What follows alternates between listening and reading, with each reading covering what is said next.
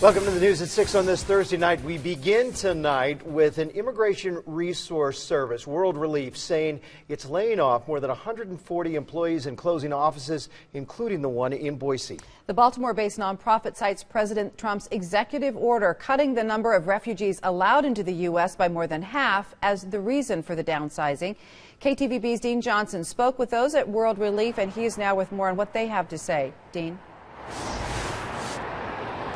Well, Dan, Mark, it doesn't mean that World Relief is shutting its doors and locking it right now. They're going to continue to offer full services to their clients as long as they possibly can.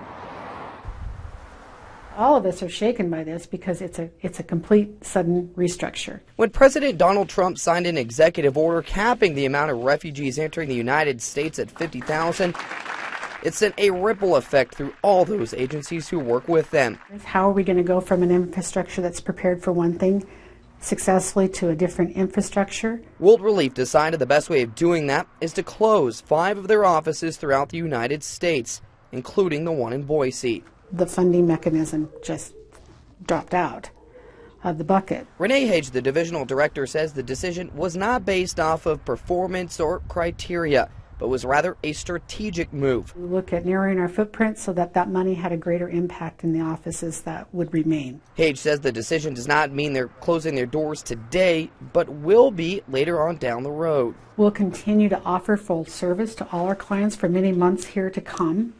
Obviously, I'm going to be watching that tipping point where I feel like if we've lost some capacity because maybe some of my staff needs to move on to another work. I mean, we all know eventually we're closing this office. The Boise office will choose a closing date between now and the end of September, but Hage says they will stop resettling refugees here in Boise by the end of this month. The numbers that comes to World Relief will be distributed to other World Relief offices.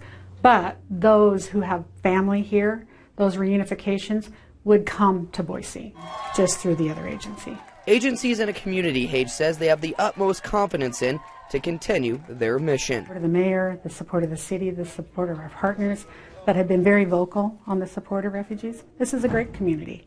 So I do have confidence.